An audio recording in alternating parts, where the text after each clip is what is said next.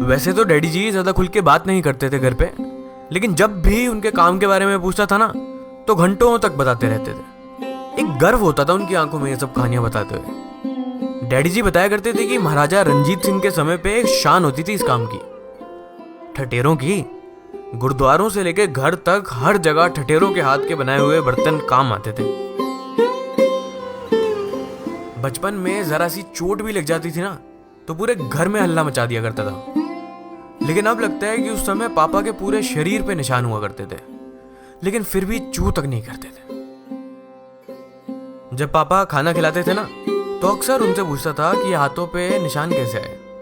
तब तो उनकी बातों का मोल समझ नहीं आता था, लेकिन अब बैठ के सोचता हूँ तो लगता है कि ये छोटा सा ब्रास का कप बनाने में सुबह से शाम लग जाती है, तब जाके आती है ऐसी चमक। खैर, इस चमक से कहीं ज्यादा चमक मेरे पापा के चेहरे पे आती थी जब ऐसा कुछ बनाते थे। और ये फक्र हो भी क्यों ना, हर ठठेरे की अपनी खुद की कला है, चाहे वो उनके हाथों की सफाई हो या उनके औजारों की ठनकार। हर हाथ की अपनी पहचान होती है, हर कोई थोड़ी बना सकता है। पर पता नहीं क्यों अब यही कला लोगों के लिए महज एक आवाज बन के रह गई है।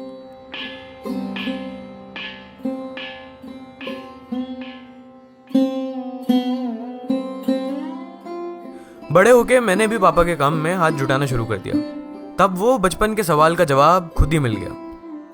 तब जाके पता लगा कि एक बेरूप सी चीज को रूप देने में कितनी मेहनत लगती है।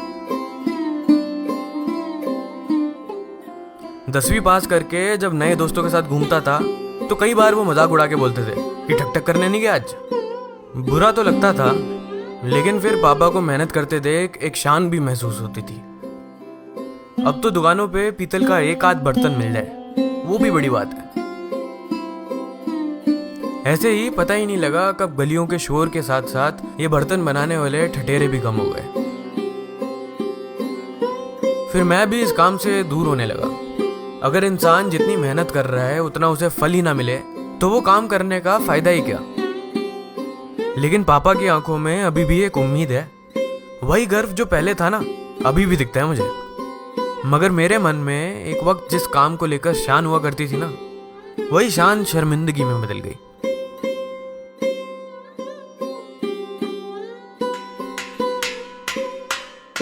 वैसे ठठेरे की मार को शोर समझने वाले तो बहुत गुजरते हैं इन गलियों से, लेकिन कारीगर की कदर करने वाले कम ही रुकते हैं इन दरवाजों पे।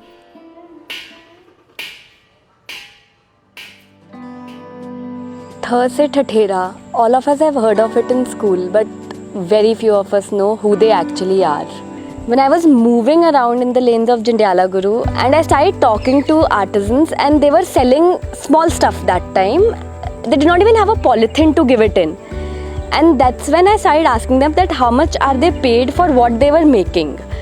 And they told me that the parat they are making, they are paid 30 rupees for that parat. It was a triggering factor for a designer like me because we work with crafts and there is status of craftsmen in other regions, like the karigars who make murtis are paid so much more than what they were being paid. So what I decided was to come up with the contemporary designs inspired from the old ones. That's how one of our best designs till date I feel was a fitting of clock in a parat. And since I was working with Enactus SRCC and they have a lot of experience with how to work in collaboration with the government, after seeing the kind of work we were already doing with the community, and since it was a UNESCO recognized community, people started knowing of it. And that is when Cultural and Tourism Minister of Punjab, Mr. Navjot Singh Sidhu, got interested in it. And he called us for a meeting. And that is when he decided that he wants to officially launch the project with the Tateras, where he wants to meet all the Tateras and understand whatever they were going through, why is their craft dying, and understand all nitty-gritties of the small town like Jandiala Guru. Now every Tatera has a price of his own for a product which is as small as a cup. So things have changed for them. They are more confident about their own skill. When I went there for the first day, I would only see them making those patilis. When you go there today, you will see every second Tatera making a cup, which I feel is a pride.